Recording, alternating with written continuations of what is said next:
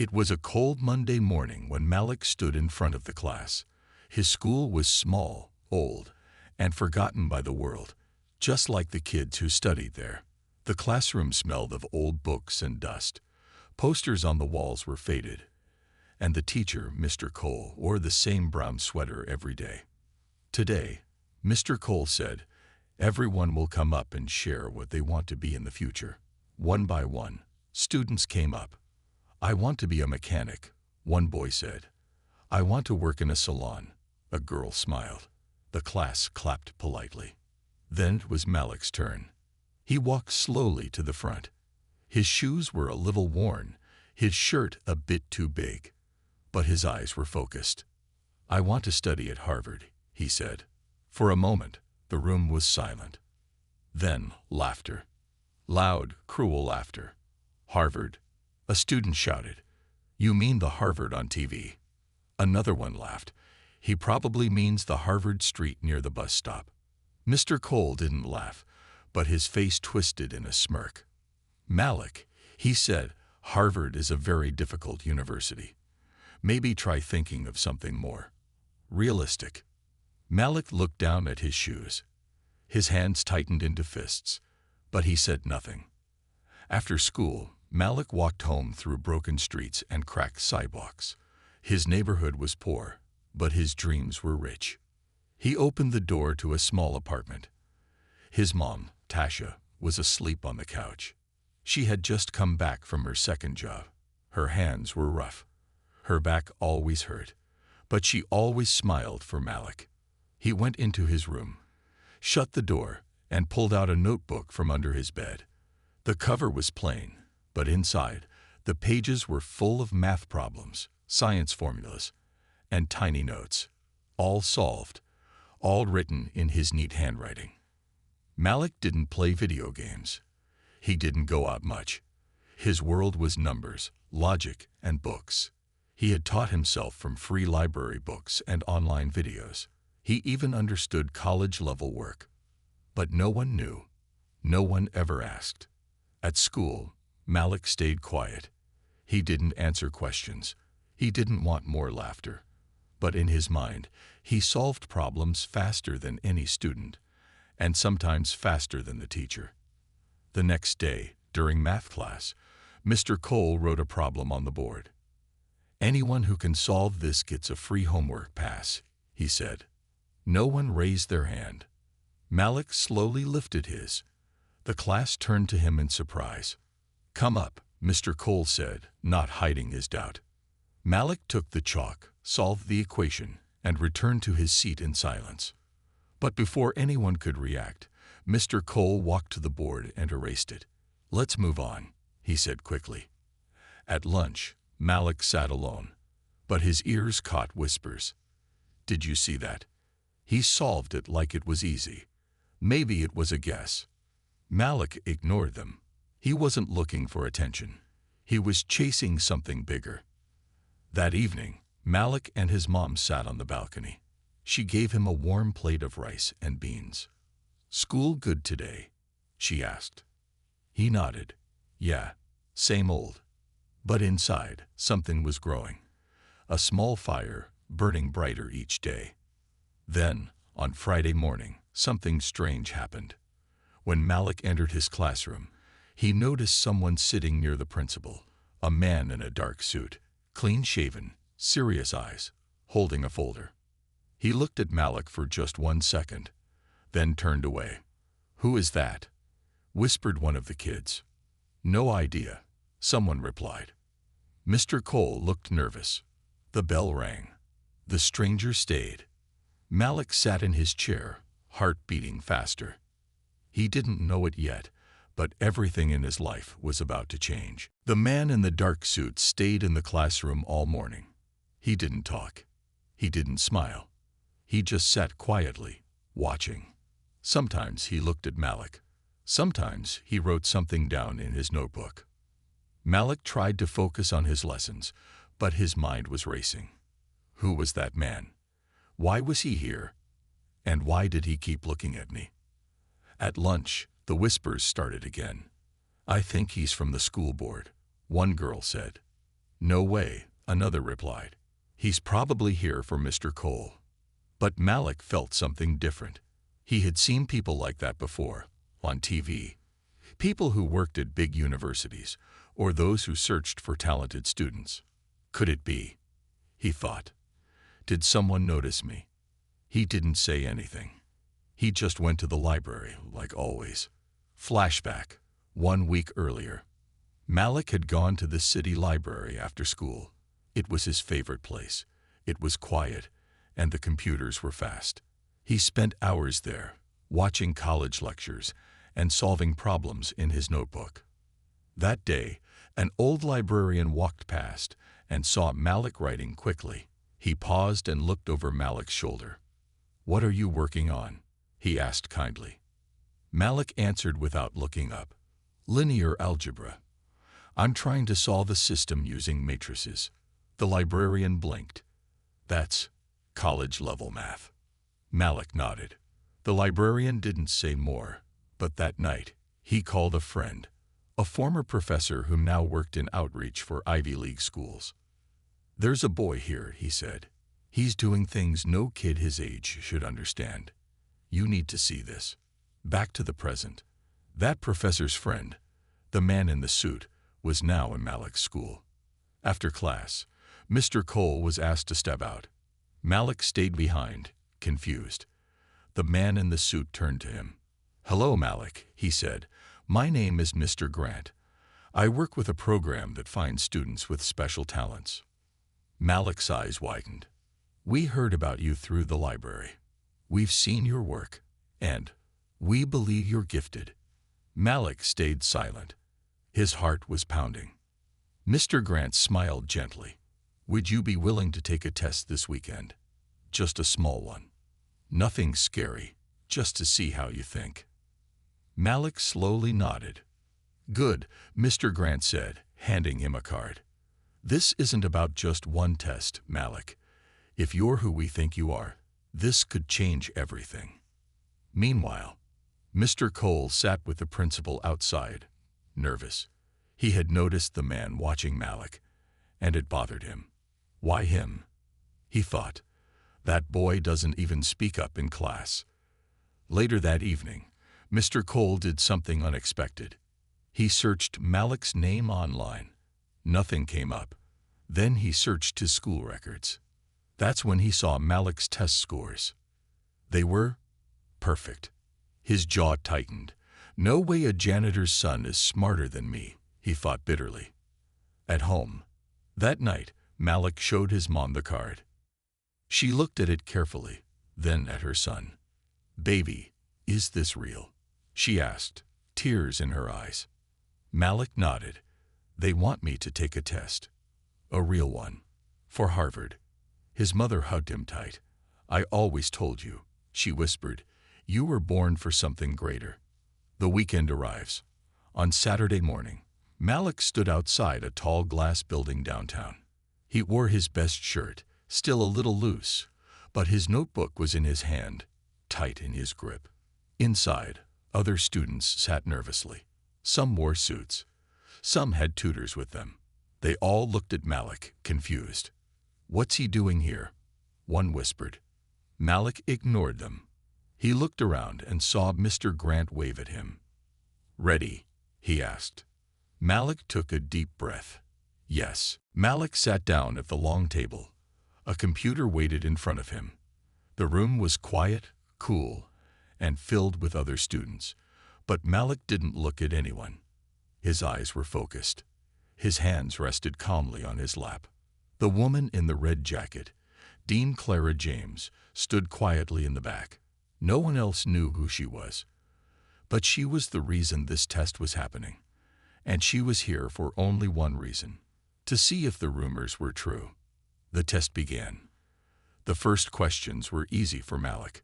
Basic math, reading, and logic. He moved through them fast. His fingers clicked quickly on the keyboard. His eyes scanned fast, faster than most kids ever could. But then came the harder questions. Puzzles, patterns, problems meant to test not just memory, but how a person thinks. Malik stopped. He stared. Then his lips curved into a small smile. He understood. Back at school, the news had started to spread. "Did you hear?" one student asked. "Malik's taking some big test downtown." "What?" "That Malik." Even Mr. Cole had heard. He was annoyed. The idea that Malik, the quiet boy from the back row, was suddenly becoming important made him uncomfortable. During class, Mr. Cole couldn't hide his sarcasm. "Let's hope our future Harvard boy doesn't forget about us little people," he said loudly. Some kids laughed. Others stayed quiet.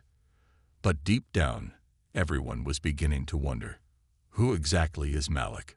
Back at the exam center, an hour passed, then another. But Malik didn't seem tired. His eyes were bright. His mind was awake. He solved complex math problems in seconds. He read long passages and answered with clear, sharp logic. Proctors whispered. One leaned to the other and said, "This kid, he's not guessing. He knows the answers." Dean Clara James watched every moment. She checked her file again. There was barely anything written about Malik. No tutors, no private school, no awards. But his mind, she thought, it's like he was made for this. The last question.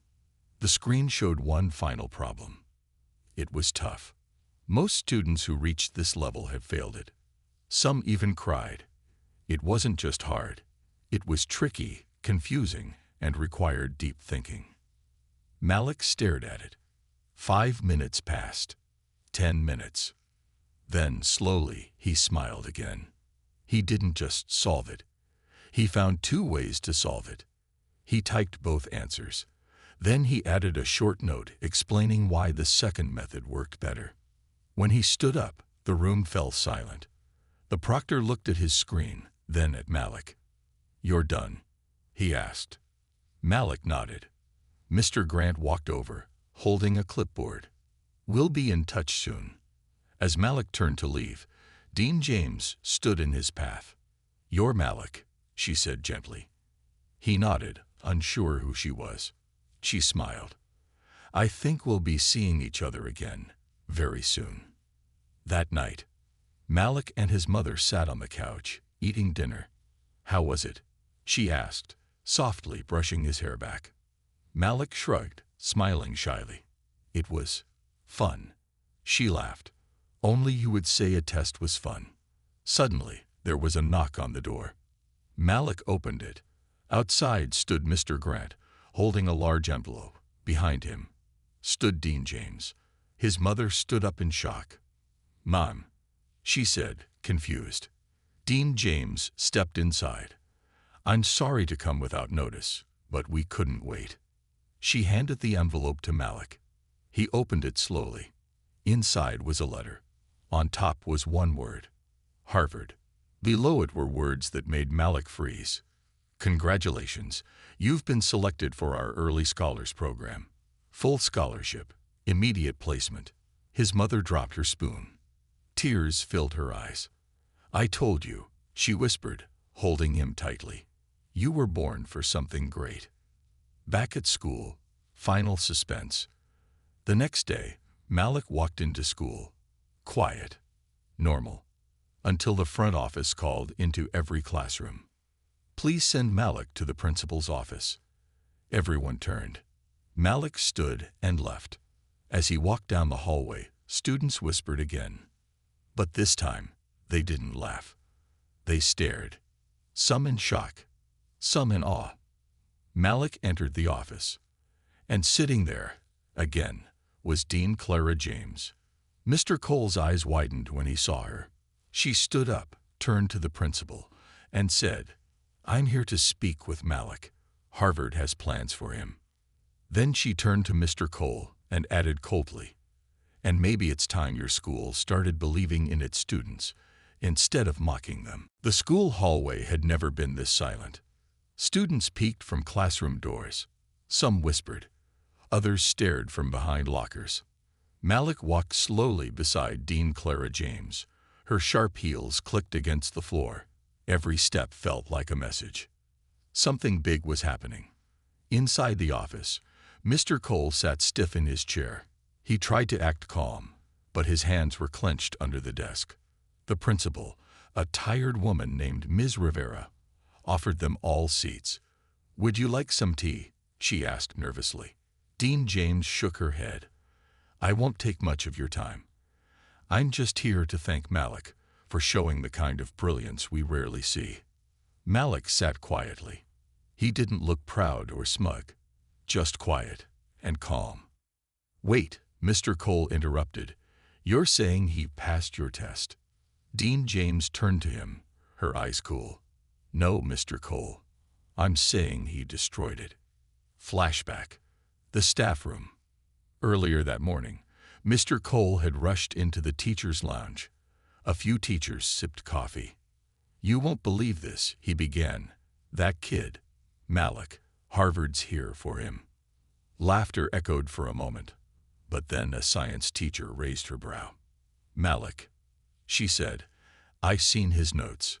That boy is gifted. You never noticed." Mr. Cole frowned. "He barely speaks." "That's because you never asked," the teacher said quietly. Back to the office. Dean James stood up. "We'll be taking Malik with us for a few days. Harvard wants to begin his early mentorship program immediately." Ms. Rivera nodded. "We're proud of him." Mr. Cole stood too. "This seems a bit sudden." Dean James looked directly at him. "You ridiculed this boy," she said. "You crushed his dream in front of a whole class. Why?" Mr. Cole had no answer. She leaned closer. "Next time you see a quiet student sitting in the back row, remember this moment." Then she turned to Malik. "Ready?" Malik nodded. In the car. As the black car drove away from the school, Malik looked out the window. His heart was racing, but his face stayed calm. Dean James smiled beside him. "You know," she said, "people like you, young, brilliant minds, come from all places, but very few shine like you did. Why me?" Malik asked softly. She looked at him with kind eyes. "Because you didn't stop. Even when no one believed in you, you believed in you." The new world. The car stopped in front of a tall building. Inside, Malik saw things he had only dreamed of. Big whiteboards with math formulas. Robots being tested by other kids. A room full of books and computers. This was a special place, made just for kids like him. Malik walked in slowly. A group of students greeted him. "You must be the one from Southside," one said. "We heard your name yesterday. You're kind of famous already." Malik smiled, shy but proud. He had finally found a place where he belonged. Meanwhile, back at school, Mr. Cole paced inside the teacher's lounge. Everywhere he went, people talked about Malik. Parents called the school. Students wrote about him online. Some local newspapers even showed his picture with the headline, "Local teen stuns Harvard with genius mind." For the first time in years, Mr. Cole felt small. One evening, he looked through his old emails and found Malik's name. He opened his student profile again. Perfect attendance. Top test scores. Library volunteer. No complaints. He sighed. Then, slowly, he wrote something on a sticky note. "Believe in the quiet ones." He stuck it on his desk. Back at home, Malik's mom lit a candle and placed a small flower beside it.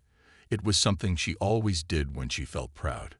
She looked up at the sky and whispered, "Thank you, God, for giving my boy a gift, and for letting the world see it." Closing scene, suspense. That night, Malik sat in a dorm room, his first real room away from home. He opened his notebook. Inside were his old drawings, math problems, and a single page titled, "Dream, Harvard." He added something underneath it. "Now, Harvard believes in me."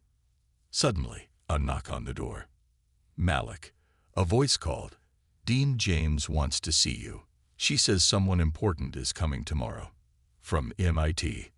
Malik blinked. MIT. The story wasn't over.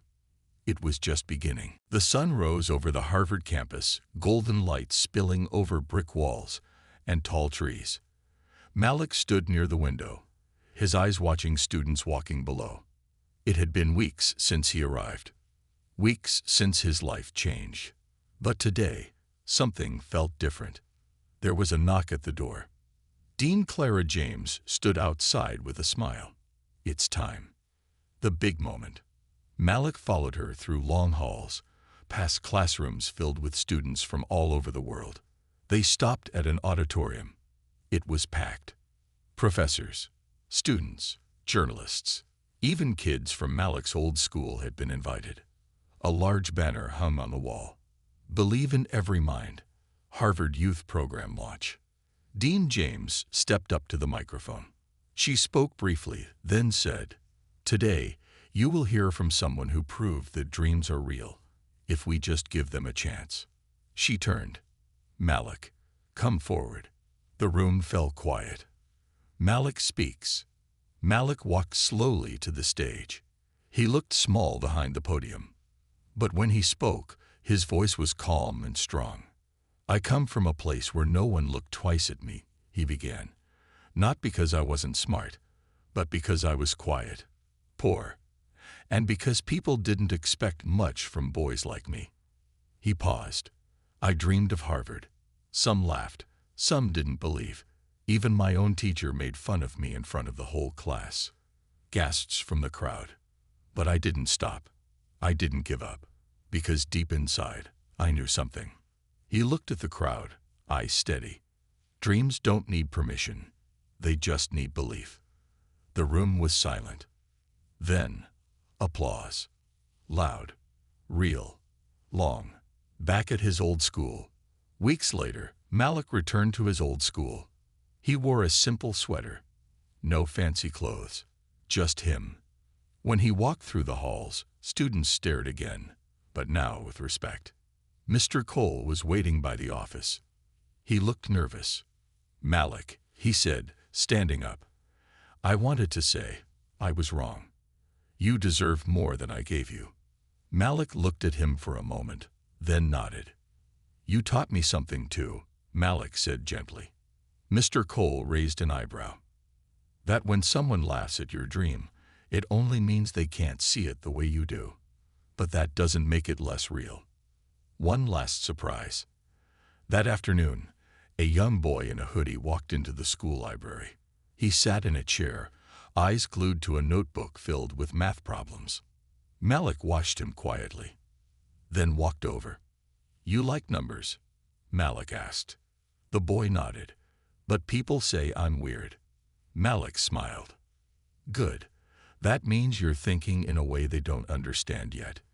He sat down beside him and opened his bag. Inside was a book. On the cover, "For the Quiet Genius," by Malik A. Daniels. He handed it to the boy. "Here, start here, and never stop dreaming."